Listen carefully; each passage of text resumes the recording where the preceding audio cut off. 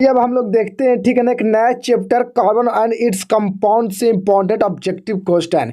Bihar school examination board Patna matric annual examination 2023। Subject है chemistry, रसायन शास्त्र, class 10th। Multiple choice objective question मैं लेके आया हूँ। चैप्टर है carbon and its compound, that means carbon और इसकी यौगिक। जैसा कि आपको पता ही होगा कि मैंने इसके पिछले जितने भी चैप्टर थे, दैट मीन्स 3 चैप्टर, रासायनिक अभिक्रिया और समीकरण, और दूसरा था मेरा था अम्ल भस्म और लवण, और तीसरा था क्या हमारा धातु और अधातु, जिसका ऑब्जेक्टिव क्वेश्चन मैंने मल्टीपल चॉइस ऑब्जेक्टिव क्वेश्चन पहले ही अपलोड कर चुका हूँ। आप जाकर प्लेलिस्ट में देख सकते हैं, या फिर उस वीडियो का लिंक मैंने इस वीडियो के डिस्क्रिप्शन बॉक्स में दे दिया हूँ या फिर दे दूंगा। ठीक है, आप कमेंट जरूर करिएगा।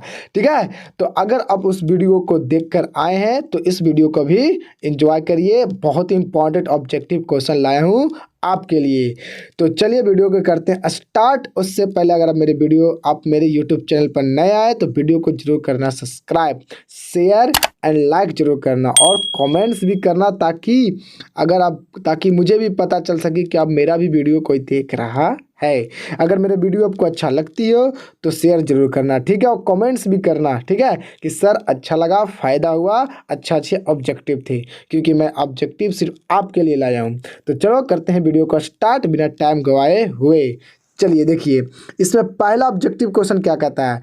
पहला ऑब्जेक्टिव क्वेश्चन कहता है ना इसमें कि 2 कार्बन के बीच कितने बंधन हो सकते हैं बॉस। 2 कार्बन के बीच कितने बंधन, मतलब एक कार्बन ये और एक कार्बन ये दोनों कार्बन के बीच में कितने बंधन हो सकते हैं। आपका ऑप्शन ए में कहता है एक बंधन होगा, या फिर द्विबंधन होगा, या फिर त्रिबंधन होगा, इनमें से सभी। आपको क्या लगता है। तो देखिए, आप अगर स्कूल में पढ़े होंगे तो आप जरूर मारिएगा इनमें से सभी सर, क्योंकि कार्बन के बीच में एक बंधन भी हो सकता है, और कार्बन के बीच में 2 बंधन भी हो सकता है, और कार्बन कार्बन परमाणु के बीच में 3 बंधन भी हो सकता है, लेकिन कार्बन और कार्बन के बीच में 4 बंधन नहीं हो सकता है। ये is the wrong, but why, क्यों ऐसा, इसलिए क्योंकि जब कार्बन और कार्बन के बीच में 4 बॉन्ड कंप्लीट हो जाएगा तो ये अपना कैटेनेशन प्रॉपर्टी खत्म कर देगा। डैट मीन्स ये अपना और किसी अन्य कार्बन परमाणु या किसी हाइड्रोजन से या फिर किसी हाइड्रोजन फैमिली से किसी से भी ये अपना श्रृंखलन नहीं बना पाएगा। इसीलिए अधिकतम 3 ही बंधन बना सकते हैं 2 कार्बन के बीच में। आई होप कि आपको समझ में आया। ठीक है, तो इस तरह से आपको यहाँ पर राइट आंसर होगा, D is the right answer. Clear. चलिए चलते हैं अब क्वेश्चन नंबर हम लोग अगला में। देखिए अगला क्वेश्चन 2 में कहता है ना कि कार्बन क्या है। कार्बन क्या है। आपका ऑप्शन ए में कहता है अधातु है, बी में कहता है कि उपधातु है, सी में कहता है कि दोनों, और डी में कहता है कि धातु। तो आपका यहाँ पर जो राइट आंसर होगा वो सी दोनों होगा। अब आप ये कहिएगा नहीं कि जो कार्बन है वो सर वो तो अधातु होती है, वो क्या होती है, अधातु होती है, जैसा कि आपको पता है। लेकिन आपको ये भी पता होना चाहिए कि कार्बन उपधातु भी है। ये कैसे कह सकते हैं सर कि कार्बन उपधातु है। तो यहाँ पर ही आपको पता होनी चाहिए कि जिस एलिमेंट्स के लास्ट सेल में इलेक्ट्रॉनिक विन्यास करने पर 4 इलेक्ट्रॉन आता है, ठीक है ना, उस एलिमेंट को उपधातु के नाम से भी जाना जाता है। तो इस तरह से कार्बन एक उपधातु होगा, यानी कि ग्रुप नंबर आपके 14 जो होंगे आधुनिक आवर्त सारणी में, जैसे में कार्बन हो गया, ठीक है ना, इसी तरह से आपका सिलिकॉन हो गया, इसी तरह से आपका क्या हो जाएंगे, जैलमेनियम हो जाएंगे, ये सब क्या हो जाएंगे, सब के सब आपका ये सब क्या है, उपधातु भी है। ठीक है ना, तो यहाँ पर आपका राइट आंसर सी होगा। हाँ, आपको जानकारी के लिए मैं बता दूं कि अगर कार्बन पूछे क्या है और उपधातु ऑप्शन नहीं है तो अधातु मारना। ठीक है, तो चलिए अगला क्वेश्चन की तरफ चलते हैं। तो चलिए देखते हैं अब क्वेश्चन नंबर हम लोग 3 की तरफ की क्या कहता है। ठीक है, तो देखिए क्वेश्चन नंबर 3 में कहता है ना आपका कि निम्नलिखित में कौन कार्बनिक यौगिक का उदाहरण है। मतलब कार्बनिक यौगिक होनी चाहिए यार, कार्बनिक यौगिक ज़्यादातर आपको पहचानने का मैं तरीका आपको बता देता हूँ, जिसमें कार्बन हाइड्रोजन हो। कार्बन तो कार्बन पक्का होगा तो होगा, carbon hydrogen chlorine, bromine, iodine, ठीक है ना। अगर ये सब आपको नज़र आते हैं, ठीक है ना, Cl भी होगा, क्लोरीन भी, तो अगर आपको कार्बन, क्लोरीन, ब्रोमीन, आयोडीन, अगर ये सब आपको नज़र आवे, ठीक है ना, अगर ये सब आपको नज़र आवे तो समझ जाना कुछ ज़्यादातर आपका कार्बनिक यौगिक होगा, ठीक है।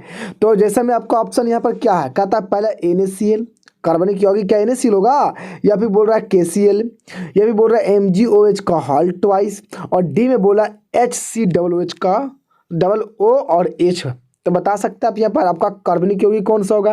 तो अभी जस्ट मैंने पहचानने के लिए बताया कि ये सब आपको जिसमें आ जाता है, अगर आपका कार्बन हाइड्रोजन तो वही हो जाएगा, अगर कार्बन और क्लोरीन है तो वो भी हो जाएगा, अगर कार्बन ब्रोमीन है तो वो भी हो जाएगा, अगर कार्बन हाइड्रोजन ब्रोमीन वो भी हो जाएगा, ठीक है ना।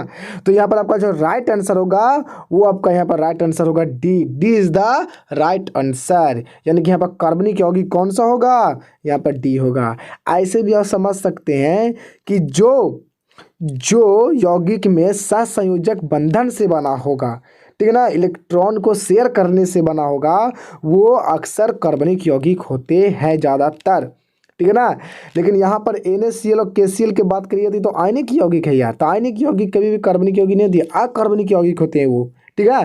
और अकार्बनिक यौगिक, ठीक है ना, आयनिक बंधन से मिलकर बने होते हैं क्योंकि उसमें इलेक्ट्रॉन का पूर्ण स्थानांतरण होता है, इसीलिए यहाँ पर आपका राइट आंसर होगा डी। समझ में आया, कोई दिक्कत नहीं ना, तो कोई दिक्कत नहीं तो कमेंट जरूर करो, ठीक है, ताकि मुझे भी अच्छा लगे। चलिए चल ठीक है, चलिए क्वेश्चन नंबर हम लोग 4 में देखते हैं। देखिए क्वेश्चन नंबर 4 में आपका कहता है कि अकार्बनिक यौगिक बनता है, बहुत इंपॉर्टेंट, अभी जस्ट बताएं, कार्बनिक यौगिक जो बनता है ना, हम बात कर रहे हैं स्पेशल कार्बनिक के बारे में, उसके बाद कार्बनिक भी देख लेते हैं। देखिए जो कार्बनिक यौगिक जो होते हैं, जो कार्बनिक यौगिक होते हैं ना, वो कार्बन और कार्बन परमाणुओं के बीच में या किसी भी और परमाणु हो सकते हैं, तत्व परमाणु, जैसे हाइड्रोजन, क्लोरीन, ब्रोमीन, आयोडीन, ये सब ज़्यादातर हो सकते हैं। तो उनके बीच में इलेक्ट्रॉन का हमेशा साझेदारी होता है, मतलब ये जो कार्बनिक यौगिक जो होते हैं वो सहसंयोजक यौगिक से बनते हैं। क्लियर हो गया, क्लियर होगा कि नहीं, ठीक है ना। और इसका जो क्वथनांक द्रव्यनांक जो होता है अकार्बनिक यौगिक का, वो उसका निम्न होता है, कम होता है, उच्च नहीं होता है। लेकिन यहाँ पर अब आपको स्पेशल पूछा अकार्बनिक यौगिक, कार्बनिक तो मैंने बताया अभी जस्ट, तो अकार्बनिक जो बनता है ना वो इलेक्ट्रॉनों को पुनः स्थानांतरण से, डैट मीन्स आयनिक बंधन बनाता है वो। तो इस कंडीशन में आपका 4 का जो राइट आंसर होगा वो बी होगा कि नहीं, सही समझे, जो 4 का जो राइट आंसर होगा वो बी होगा। अकार्बनिक यौगिक आयनिक बंधन से बनते हैं। जैसे में अकार्बनिक यौगिक का एग्जाम्पल की बात की जाए तो NaCl हो जाएगा सर, क्या हो जाएगा, NaCl, ठीक है। तो चलिए अगला क्वेश्चन हम लोग देखते हैं। क्वेश्चन नंबर 5 में देखिए क्या कहता है। क्वेश्चन नंबर 5 में कहता है कि कौन सी यौगिक जल में घुलनशील होता है, मतलब कौन सी यौगिक जल में घुल जाता है, ठीक है ना, कौन घुल सकता है। आपका ऑप्शन ए में कर रखा है कि कार्बनिक यौगिक जल में घुलेगा, या फिर अकार्बनिक यौगिक, या फिर दोनों घुल जाएगा, या डी इनमें से कोई नहीं घुलेगा। देखिए मैं आपको जानकारी के लिए बता दूं कि कभी भी कार्बनिक यौगिक, ठीक है ना, जल में नहीं घुलते, एक्सेप्शन में कभी कभी कोई आध को घुल जाते हैं, लेकिन कार्बनिक यौगिक जो होते हैं ना, कार्बनिक यौगिक वो जल में नहीं घुलते हैं, इस बात को याद रखिए। लेकिन जो अकार्बनिक यौगिक जो होते हैं, जैसे में NaCl नमक, और ये नमक क्या करेगा, बोलिएगा सर ये तो जल में साथ घुल ही जा रहा, डैट मीन्स यहाँ पर राइट आंसर आपका अकार्बनिक यौगिक होना चाहिए। क्लियर हुआ, कार्बनिक यौगिक नहीं घुलता है, CH4 मेथेन एथेन सब नहीं घुलता है, इस बात को याद रखिएगा, ठीक है ना, गैस से बोलते हैं वो सब नहीं घुलता है। तो यहाँ पर ही जल में जो घुलने वाला जो यौगिक होते हैं वो ज़्यादातर अकार्बनिक यौगिक होते हैं, जो आयनिक बंधन से मिलकर बने होते हैं। अगर आपका आएगा तो आपको राइट यही मारना पड़ेगा, ठीक है। चलिए तो क्वेश्चन नंबर 5 का answer B is the right answer. Clear, चलिए अगला क्वेश्चन हम लोग देखते हैं 6 में कहता है ना आपका कि अकार्बनिक यौगिक विद्युत का क्या होता है। आपको क्या लग रहा है, क्या अकार्बनिक यौगिक विद्युत का क्या होगा, क्या आपका लगता है सुचालक होगा या कुचालक या दोनों या अर्धचालक, क्या लगता है आपको, बता सकते हैं। तो मैं आपको बता दूं कि जो अकार्बनिक यौगिक जो होते हैं वो विद्युत का सुचालक होते हैं, इस बात को याद रखना। जिससे मैं इसी को देखो ना NaCl, अब NaCl क्या होता है, इसमें आयन होते हैं प्लस माइनस, और जब इसका बिलियन की बात करेंगे, इसकी बिलियन की बात करेंगे लिक्विड के, ठीक है ना, अगर इसके बिलियन की बात करेंगे तो इसकी बिलियन क्या करेंगे, विद्युत का चालन करेंगे। अकार्बनिक यौगिक क्या करते हैं, विद्युत का चालन करते हैं। समझ में आया? तो यहाँ पर राइट आंसर आपका ए इज द राइट आंसर। बस याद आपको रखना है, लास्ट टाइम है आपको तो जरूरी आपको समझ ही रहे हैं, आपको बहुत इंपॉर्टेंट है चीज़ों को याद रखिएगा। चलिए हम लोग अगला क्वेश्चन की तरफ चलते हैं। ठीक है, क्वेश्चन में देखिए 7 में क्या कहता है। क्वेश्चन नंबर 7 में कहता है कि जीवन शक्ति का सिद्धांत किसने दिया था। जीवन शक्ति का सिद्धांत। अब ये नहीं समझ में आता कि सर कि जीवन शक्ति सिद्धांत होता क्या। तो देखिए जीवन शक्ति सिद्धांत जो दिए थे वो एक साइंटिस्ट, उसका नाम अभी आपको पता होगा तो आप मार सकते हैं, कमेंट्स कर सकते हैं कि सर मैंने इतना सही बनाया इतना गलत बनाया, ईमानदारी से, ताकि हमको तो पता चल सके कि हाँ आपने अपनी तैयारी बहुत ही अच्छे से कर रखे हैं और आपको सक्सेस, आपकी सपने, आपकी जो भी आप देख रखे हैं, जितना भी अपने मार्क्स दे सकते हैं 80%, 85%, जितना भी आप देख सकते हैं वो आपको जरूर आएगा। ठीक है, लेकिन हाँ अगर आपको पता होता है तो वीडियो को थोड़ा बढ़ा भी सकते हैं या फास्ट कर देख भी सकते हैं, इसमें कोई दिक्कत नहीं, टाइम बचा सकते हैं। लेकिन आपको देखना बहुत इंपॉर्टेंट है ताकि ये कब कहाँ से किस तरह का क्वेश्चन आ जाए किसी को कोई नहीं मालूम है। ठीक है, लेकिन मेहनत तो आप ही को करना पड़ेगा। तो देखिए जीवन शक्ति का सिद्धांत क्या होता है मैं आपको बताता हूँ, तो ध्यान में रखिएगा। ठीक है ना, देखिए जीवन शक्ति का सिद्धांत करने का मतलब होता है ना कि जो जितने भी जो कार्बनिक यौगिक जो होते हैं, क्या कार्बनिक यौगिक, वो जो कार्बनिक यौगिक होते हैं वो ज़्यादातर पेड़ पौधे एवं जीव जंतुओं में ज़्यादा पाया जाता है और उसी को जीवन शक्ति का सिद्धांत कहा जाता है। जिसे बताने वाले कौन थे आपको मैं बता देता हूँ, उसको बताने वाला बर्जेलियस थे। यानी कि यहाँ पर आपका option number B is the right होगा। पूछेगा ऑब्जेक्टिव में कि जीवन शक्ति का सिद्धांत किसने दिया, तो आपको मारना पड़ेगा B is the right, Berzelius ने दिया था। ठीक है, चलिए आई होप कि आपको समझ में आ रहा होगा। चलिए अगला क्वेश्चन देखते हैं। ठीक है ना, देखिए क्वेश्चन नंबर 8 में क्या कहता है।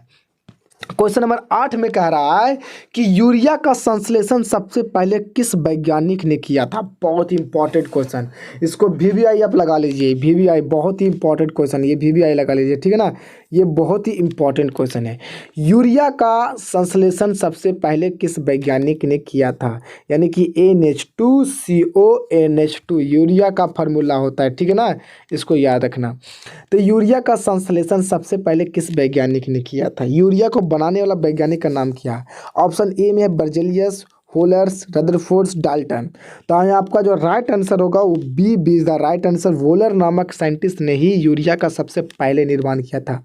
ठीक है ना, आपको याद होनी चाहिए। चलिए अगला क्वेश्चन देखते हैं। क्वेश्चन नंबर 9 में क्या कहता है। देखिए क्वेश्चन नंबर 9 में कहता है कि प्रयोगशाला में सबसे पहले बनने वाला यौगिक कौन सी है। प्रयोगशाला में सबसे पहला यौगिक बनाया जाने वाला जो कार्बनिक यौगिक है, आपका ऑप्शन में दिया गया है। आपको पता है तो कमेंट ज़रूर करिएगा। ठीक है ना, कि सर हमने मुझको पता था, मैं बहुत सारा सही बनाया। कहता है कि प्रयोगशाला में सबसे पहले बनने वाला, ठीक है ना, कार्बनिक यौगिक कौन सी है। कार्बनिक मतलब कार्बनिक यौगिक कौन सी है, कार्बनिक यौगिक।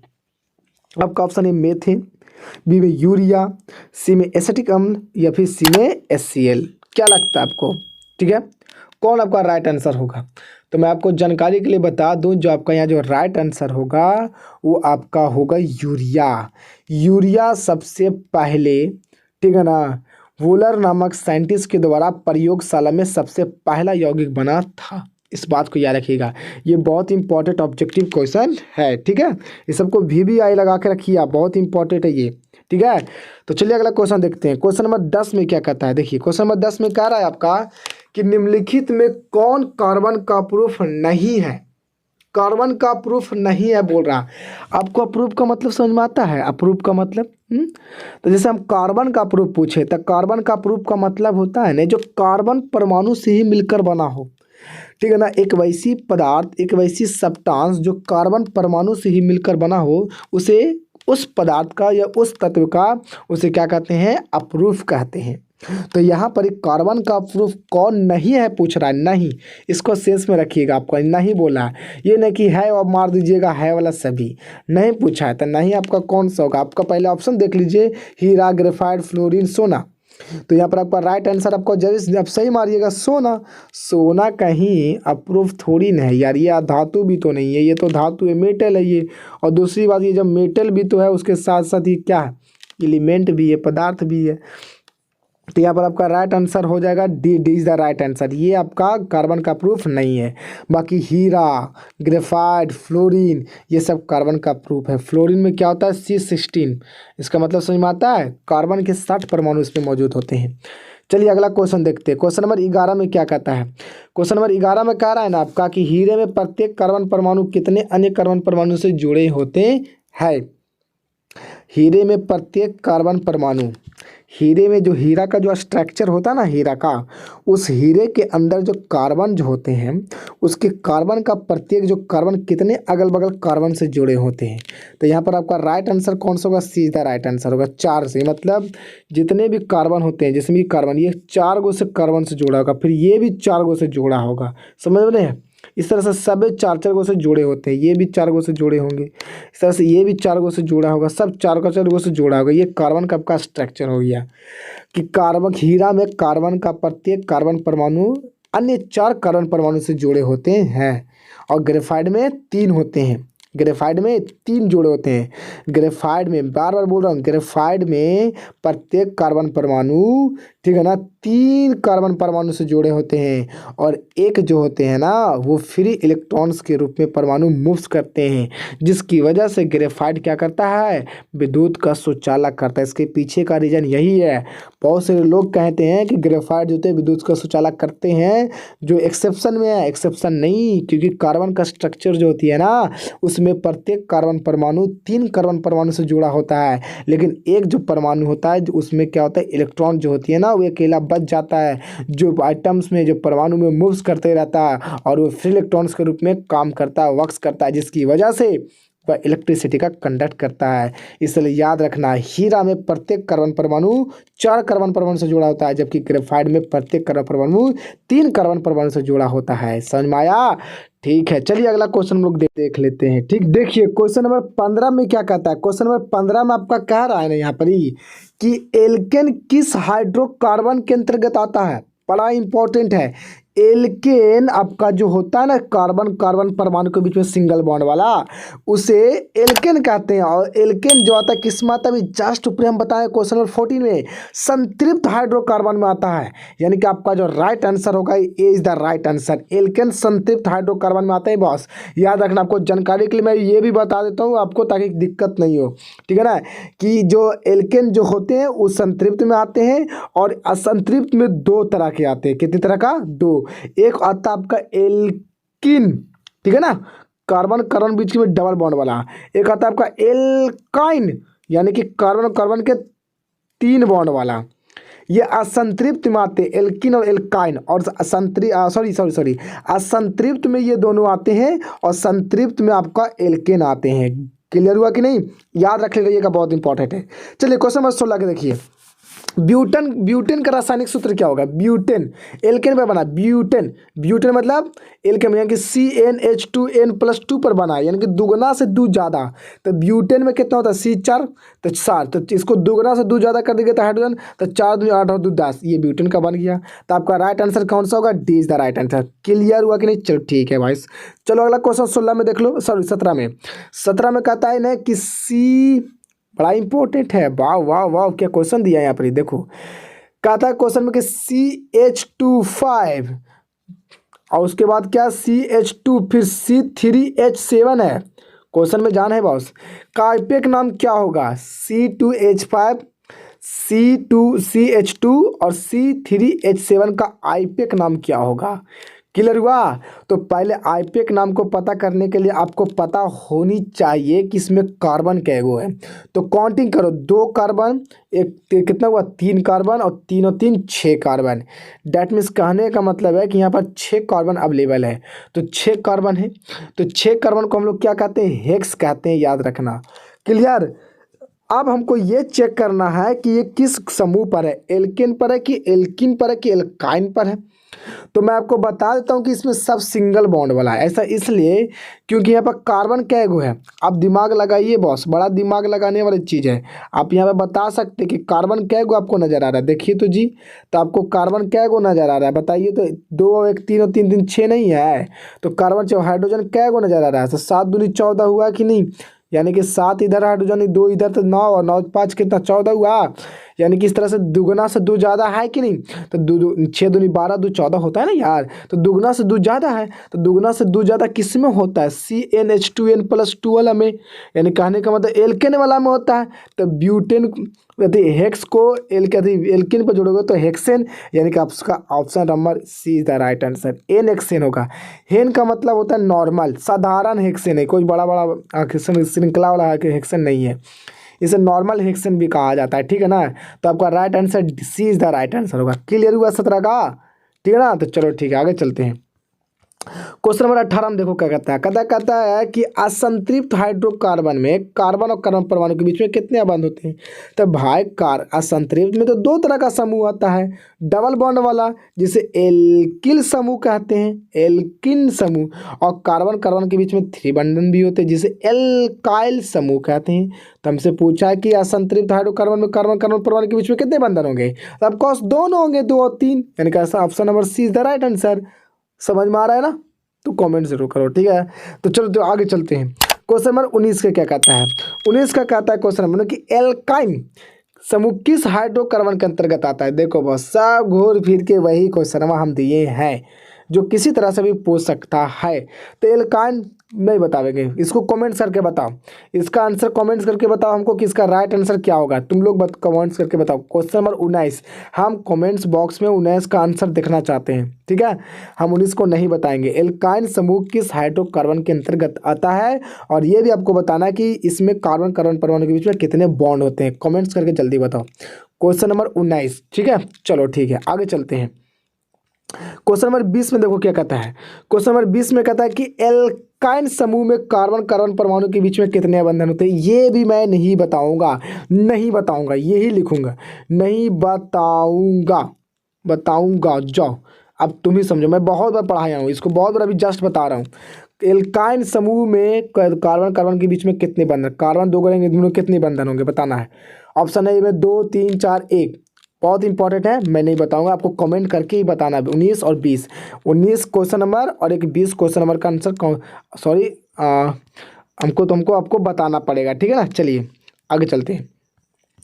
क्वेश्चन नंबर 21 में देखिए, 21 में आपका क्या कहता है भाई। 21 में आपका कह रहा है ना, 21 में आपका कह रहा है कि CH3 CH2, एक आपका यहाँ पर सब्स्टिट्यूएंट लग गया CH3, फिर CH2 C2H5, यहाँ भी सब्स्टिट्यूएंट है CH3 का आईपेक नाम क्या होगा। आईपेक नाम बोला है, आईपेक नाम CH3 CH2, ठीक है ना, CH2 फिर देगा CH3, क्लियर। और यहाँ पर आपका लग गया एगो सब्स्टिट्यूएंट ऊपर CH3 और यहाँ पर सब्स्टिट्यूएंट लग गया C2H5। अब इसका आईपेक नाम लिखने के लिए डेट मीन्स नॉमरिकल्चर की बात की जा रही है ना। तो देखिए यहाँ पर आपको पढ़े होंगे जरूर किसी भी स्कूल में, विद्यालय में, तो आपको बहुत ही जरूरी फायदा अगर आपको पता ही होगा तो आपको बता सकते इसका राइट आंसर क्या होगा। तो देखिए मैं इसको बताता हूँ। देखिए जो कार्बन की सबसे लंबी चेन जो होती है ना उसे हम लोग बोलते हैं पेरेंट चेन। तो ये क्या कहलाएंगे, PC, इसको क्या बोलेंगे, PC, पेरेंट चेन, माता पिता का चैन नहीं, पेरेंट चैन, लंबी श्रृंखला को बोलते हैं पेरेंट चैन। और ये जो आपको दिख रहा है ना ये वाला आपको, इसको बोलते हैं हम लोग आम। क्या इसको बोलते हैं, आम, आम बोलते हैं।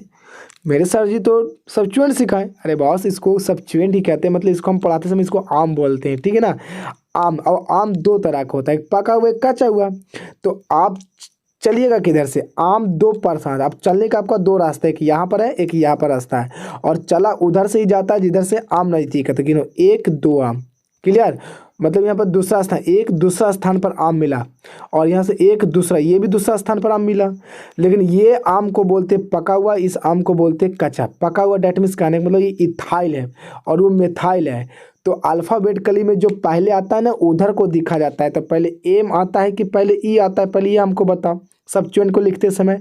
तो पहले सर ई आता है, इसीलिए हम इसको आम बोलते हुए पका हुआ आम, यानी कि पहले पका हुआ आम खाइएगा। तो चलिएगा इधर से ना जी, तो इस तरह से आप किधर से चलिएगा, तो जिधर से अल्फ़ाबेटिकली में सब्स्टिट्यूएंट नज़दीक पड़ रहा है। अगर कहने को यहाँ पर जो सब्स्टिट्यूएंट जो नज़दीक पड़ रहा है ना वो एथाइल बन रहा है। तो काउंटिंग होगा 1 2 3 4। अब इसका नॉमरिकल्चर पहले सब्स्टिट्यूएंट को लिखा, अभी को कौन सा सब्स्टिट्यूएंट अल्फ़ाबेटिकली, यानी कि 2 पर एथाइल और 3 पर मिथाइल, और टोटल 4 यानी कि 2 यानी कि एथाइल और 3 मिथाइल और ब्यूटेन, यानी कि option number 20 the right answer होगा। क्लियर हुआ कि नहीं, समझ में आया। अगर आपको समझ में आया तो एक थंब जरूर भेजना, ठीक है। चलो क्वेश्चन नंबर हम लोग आगे देख लेते हैं। 22 का।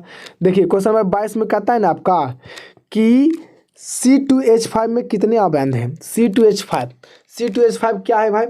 तो C2H5 को हम लोग बोलते हैं, जानते हो क्या बोलते हैं इसको हम लोग बोलते हैं एथेन। क्या इसको बोलते हैं? एथेन। तो एथेन में कितने अबैंध हैं, मतलब कितने बॉन्ड बनते हैं? तो चेक कर लो, कार्बन 2 गो है भाई, तो सिंगल बॉन्ड लगेगा क्योंकि एल्केन समूह पर है।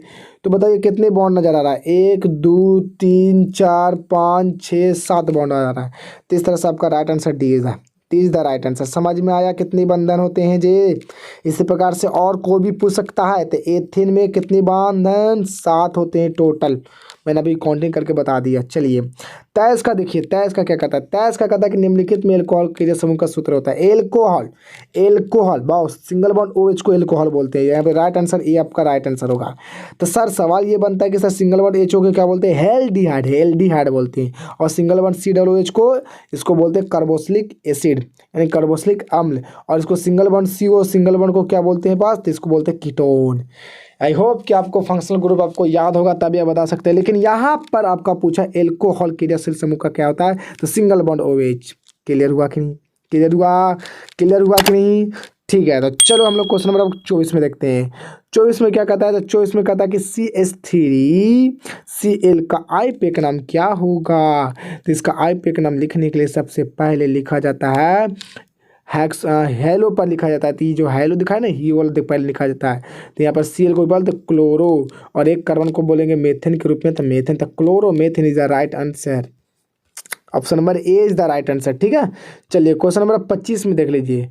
25 में कहता है ना आपका ये कह रहा है 25 में, आपका 25 में ये कह रहा है बॉस कि एल्डिहाइड किस समूह का समान सूत्र होता है बॉस? एल्डिहाइड क्रियाशील समूह, यानी कि एल्डिहाइड जो क्रियाशील समूह है ना, तो एल्डिहाइड को बोलते हैं CHO।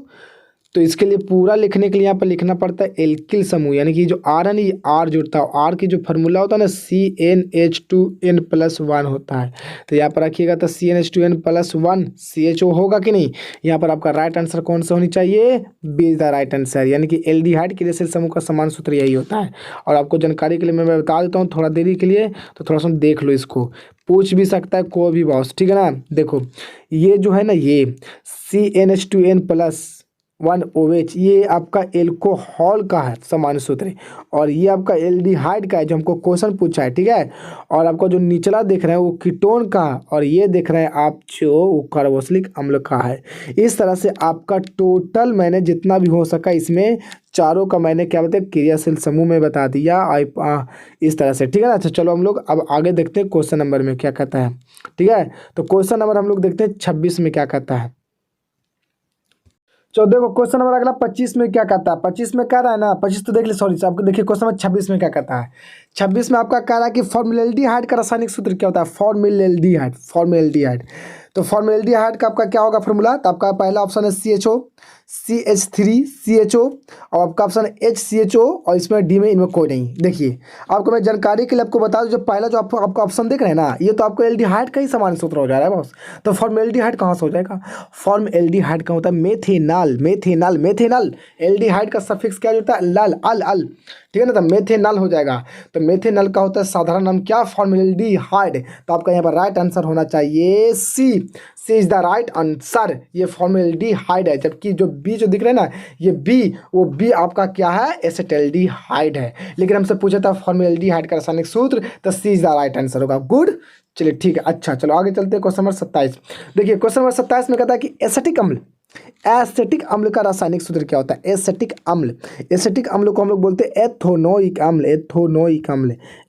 अम्ल, इसी को बोलते हैं बॉस। जो हमको स्टार्टिंग क्या था CH3COOH होता है, यानी कि option number C is the right answer. ठीक है, ये COOH क्या है? ये तो फंक्शनल ग्रुप ही है कार्बोक्सिलिक का। और HCOOH क्या है? ये तो आपका क्या है? ये आपका फॉर्मिक एसिड है, यानी कि मेथनोइक अम्ल जिसको बोलते हैं। लेकिन हमको बोला था एसिडिक अम्ल, तो यहाँ पर C is the right answer, CH3COOH is the right answer. ठीक है, चलो अगला देखते हैं क्वेश्चन नंबर 28 में क्या कहता है। कहता है क्वेश्चन नंबर 28 की बेंजीन का रासायनिक सूत्र क्या होता है बॉस? तो आपको सबका पता होगा कि जो बेंजीन का रासायनिक सूत्र होता है वो C, यानी कि C6H6 होता है। ये तो मेथन हो गया आपका, ये तो आपका क्लोरोफॉर्म हो गया, जिसको हम लोग बोलते हैं कि क्लोरोमेथेन इसका भी नाम है, ठीक है ना, या फिर क्लोरोफॉर्म इसको बोलते हैं। और ये वाला आपका क्या है, तो आपका ग्लूकोज का रासायनिक सूत्र हो गया। तो हमको बेंजीन का ना पूछा था जी, तो बेंजीन का रासायनिक सूत्र सी वाला ना होगा, C6H6 ना होता है बेंजीन का, तो सी इज द राइट आंसर। ठीक है, गुड। चलो 29 का देखो, क्वेश्चन नंबर 29 में कहता है कि फिनॉल का रासायनिक सूत्र क्या होता है, फेनॉल। फेनॉल बनता कैसे, मैं आपको बता देता हूँ। ये फेनॉल बन गया, देख लो ये फेनॉल है।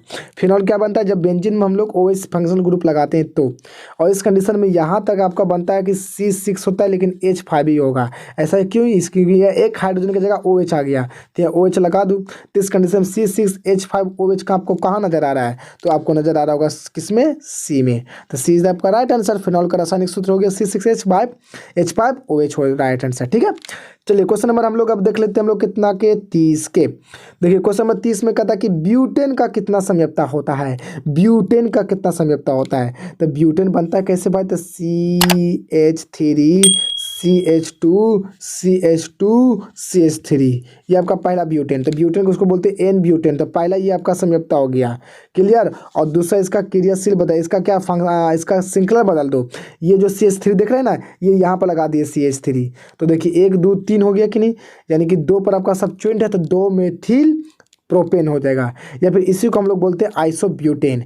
तो इस तरह से ब्यूटेन के 2 संयुक्ता होते हैं, याद रखिएगा, एक नॉर्मल ब्यूटेन, एक होता है आइसोब्यूटेन, यानी कि option number B is the right answer. Clear हो रहा है कि नहीं, गुड। चलो हम लोग क्वेश्चन नंबर 31 देखते हैं। क्वेश्चन नंबर 31 में आपका कहता है कि CH3 CH2OH और CH3O CH3 में किस प्रकार की संयुक्ता है। ध्यान से देखो, यहाँ पर CH3 CH2 और OH नजर आ रहा है, मतलब यहाँ फंक्शनल ग्रुप OH एल्कोहल है, लेकिन इसमें फंक्शनल ग्रुप क्या नजर आ रहा है, आपका नजर आ रहा है कीटोन। एक मतलब यहाँ पर देखा जाए तो यहाँ पर फंक्शनल ग्रुप बदल गया, क्रियाशील बदल गया, तो जो बदलता है वही तो संयुक्ता होता है। दैट मीन्स का राइट आंसर बी होगा, क्रियाशील समूह, क्योंकि OH से बन गया क्या, सॉरी कीटोन बन गया, कीटोन नहीं, सॉरी इथर बन गया, गलती हो गया, इथर इसको बोलते हैं, सिंगल बॉन्ड O को इथर बोलते हैं, इथर बन गया, क्लियर। यानी कि OH से इथर बन गया, अगर मतलब इसकी फंक्शनल ग्रुप बदल जाए तो फंक्शनल ग्रुप से बनता है क्रियाशील संयुक्ता, यानी कि B is the right answer. चलो क्वेश्चन नंबर 32 के देख लो। क्वेश्चन नंबर 32 में कहता है कि C5H5H12 में कितने श्रृंखला संयुक्ता होंगे, C5, तो कार्बन 5 आपको लेना है ना जी, तो कार्बन 5 लेना है, तो कार्बन 5 लीजिएगा, तो 1 2 3 4 5, 2 2 4 1 5। अब इसमें कितना समय होता है, तो पहले नंबर को तो सिंपल वाला कर दोगे, इसी वाला बोलो, तो ये कितना बन जाएगा, सिंपल बन जाएगा, लेकिन वो बदल के करोगे ना तो आपका जो राइट आंसर आएगा, जानते हो आपको कितना आएगा राइट आंसर, आपका राइट आंसर बी होगा, यानी कि 3 उसका आंसर राइट आंसर होगा। ठीक है ना, अनुसूचित इतना का समय होता है, आप निकाल सकते हैं, आप तो कोचिंग में पढ़े होंगे, यानी कि B is the right answer. ठीक है, चलिए क्वेश्चन नंबर 33 में देखते हैं। क्वेश्चन नंबर 33 में कहता है कि 1 ब्यूटेन और 2 ब्यूटेन की संयुक्ता क्या होगी। अरे 1 ब्यूटेन से कितना ब्यूटेन हो गया, 2 ब्यूटेन, क्या बदल गया, 1 से 2 स्थान बदल गया, तो आपका यहाँ पर राइट आंसर क्या चीज होगा, तो आपका यहाँ पर जो राइट आंसर होगा वो ए इज द राइट आंसर, स्थान संयुक्ता होगा, क्योंकि 1 ब्यूटेन से 2 ब्यूटेन स्थान में परिवर्तन है, 1 से परिवर्तन 2 हो गया, तो इसे बोलते हैं स्थान संयुक्ता। तो यहाँ पर आपका राइट आंसर क्या हो जाएगा, ए इज द राइट आंसर। चलिए क्वेश्चन नंबर 34 में देखिए। क्वेश्चन नंबर 34 में कहता है ना आपका कि कौन सी हाइड्रोकार्बन कमरे के ताप पर ठोस अवस्था में पाया जाता है। कमरे के ताप पर ठोस अवस्था में, देखिए यहाँ से यहाँ सब गैस अवस्था में है, देखिए वैसे सब गैस अवस्था में पाया जाता है, तो ठोस अवस्था में आपका ये हो जाएगा, कौन सा, ये वाला, सॉरी ये वाला हो जाएगा C20H22, सॉरी H42, ये राइट आंसर, डी का राइट आंसर होगा। ठीक है ना, याद रखिएगा, D is the right answer, C20H42 ये राइट आंसर होगा। इसी को बोलते हैं हम लोग, ये कमरे के ताप पर द्रवावस्था में पाए जाते हैं, बाकी सब अधिकांश तो गैस ही होते हैं ना। चलो तो इसको याद रखिएगा, ठीक है ना, ये इंपॉर्टेंट है, आ भी सकता है। चलो क्वेश्चन नंबर देखो 35 का देखते हैं। 35 का कहता है कि निम्नलिखित में कौन योगशील अभिक्रिया को प्रदर्शित करता है, क्या कर रहा है, योगशील अभिक्रिया, योगशील जोड़ने वाला अभिक्रियाशीलता कौन काम करता है, एल्केन एल्कीन एल्किल समूह या फिर डी सभी, इनमें से सभी। तब का राइट आंसर क्या होना चाहिए, आपका यहाँ पर जो राइट आंसर जो होगा ना वो आपका B is the right answer, यानी कि एल्किन एल्किन एल्किन योगशील अभिक्रिया प्रदर्शित करता है। चलिए क्वेश्चन नंबर हम लोग देखते हैं 36 में क्या कहता है। क्वेश्चन नंबर 36 में कहता है कि निम्नलिखित में किसके जल अपघटन से मेथेन बनता है, किसके जल अपघटन से मेथेन बनता है। ठीक है ना, 36 का करा, तो यहाँ पर आपका जो राइट आंसर होगा बी, एल्युमिनियम। ठीक है ना, एल्युमिनियम ट्राई कार्बन जिसको बोलते हैं, कौन सा, B is the right answer, B right answer होगा, इसको याद रखिएगा। इसी के ठीक है ना, जल अपघटन के द्वारा कराया जाता है, तो इसी से मेथेन बनता है। क्या बनता है? मेथेन, यानी कि आपका B is the right answer होगा। चलो आगे देख लो, क्वेश्चन नंबर 37 देख लो बॉस। 37 में क्या करा कि निम्नलिखित में कौन सी गैस धातु वेल्डिंग में उपयोग होता है? वेल्डिंग में सबसे ज़्यादा यूज करने वाला आपका एसिटिलीन होता है। एसिटिलीन किस में रखा जाता है? जो जिसमें कार्बन कार्बन के बीच में ट्रिपल बॉन्ड होते हैं, जिसे एल्काइल भी कहते हैं। तो यहाँ पर आपका जो राइट आंसर होगा, A is the right answer. Good. चलो अगला क्वेश्चन देखो, क्वेश्चन नंबर 38 में देखो। क्वेश्चन नंबर 38 कहता है कि जब एथेनॉल को सांद्र H2SO4 के साथ गर्म किया जाता है तब बनता है, क्या बनता है भाई? C2H6 बनता है, एथेन, या C2H4 यानी कि एथीन, या फिर C2H2 यानी कि एथाइन। इसको बोलेंगे हम लोग एथेन, इसको बोलेंगे हम लोग एथीन, और इसको बोलेंगे एथाइन। तो जब एल्कोहल को H2SSO के साथ गर्म किया जाता है तो क्या बनता है? तो यहाँ जो आपका राइट आंसर होगा, B is the right answer. आपका बनता है क्या? आपका बनता है यहाँ पर एथिल नहीं बल्कि एथिन बनता है, एथिन, यानी कि इस पर CnH2n और दुगना से दो नहीं, ये वाला नहीं होता है, ये गलत हो गया, ठीक है ना, ये नहीं होता है, ये आपका राइट आंसर होता है। तो यहाँ पर आपका राइट आंसर होगा ऑप्शन नंबर आपका right answer B is the right answer. Clear. चलिए अगला क्वेश्चन देखते हैं। 39 में कहता है कि निम्नलिखित में कौन एल्कोहल जल में सबसे कम विलेय होते हैं? कौन एल्कोहल जल में सबसे कम विलेय होते हैं? ऐसा कौन से एल्कोहल है जो जल में कम घुलते हैं? तो आपका राइट आंसर होनी चाहिए यहाँ पर ही कौन सा? Right answer D is the right answer. D जो होता है ना, वो जल से कम विलेय होते हैं। मैं आपको जानकारी के लिए बता दूं, जैसे जैसे हाइड्रोजन की संख्या, एल्कोहल की संख्या बढ़ती है, वैसे वैसे उसकी विलेय होने की क्षमता भी घटती है। अगर तुम यहाँ पर देखा जाए तो, ठीक है ना, एल्कोहल जल में सबसे कम विलेय है, इसमें पूछा है ऑप्शन। तो कौन जल में कम विलेय है? तो यहाँ पर right answer D is the right answer, ठीक है ना, इसको याद रखिएगा। इसका नाम क्या है बॉस, आप बता सकते हैं? इसका नाम, डी वाला का नाम क्या है? तो क्या वो कार्बन है? 1 2 3 4 कार्बन। तो 4 कार्बन एगो OH लगा है, तो ब्यूटेनॉल की बात की जा रही है, यानी कि ब्यूटेनॉल एल्कोहल में कम घुलते हैं। अगर इसके पहले अगर पेंटेनॉल हो जाएगा पेंटेनॉल, तो वो ही कम इससे होगा, ब्यूटेनॉल से भी कम। तो जितना ज़्यादा हाइड्रोकार्बन की संख्या ज़्यादा होगी, वो अक्सर क्या होते हैं? एल्कोहल जल में कम विलेय होते हैं, जब कम घुलते हैं। क्लियर। चलो आसान देखते हैं। लास्ट क्वेश्चन देखो, इस वीडियो की लास्ट क्वेश्चन है, ठीक है ना, ये वीडियो की लास्ट क्वेश्चन है। देखिए लास्ट क्वेश्चन 40 में कहता है कि एल्कोहल बनाने में शर्करा किण्वन किसकी प्रक्रिया से होती है? एल्कोहल बनाने के लिए जो शर्करा जो होती है ना, शर्करा जो का किण्वन जो प्रक्रिया, वो किसके द्वारा होती है? तो आपका जो यहाँ पर राइट आंसर होगा, is the right answer A is the right answer, enzyme के द्वारा होता है। तो इस तरह से मैंने आपको VVI ऑब्जेक्टिव क्वेश्चन चौथा चैप्टर कार्बन और इसके यौगिक से मैंने कराया। आई होप कि आपको ये वीडियो बहुत ही पसंद आई होगी। अगर ये वीडियो आपको पसंद है तो इसको शेयर जरूर करना, कमेंट्स जरूर करना, ठीक है। तो इस तरह से वीडियो को करते हैं समाप्त, मिलेंगे अगले वीडियो में, ठीक है ना। इसी तरह से रिलेटेड ऑब्जेक्टिव VVI लाऊंगा, ठीक है। तब तक के लिए पढ़ते रहिए। Okay, goodbye, best of luck.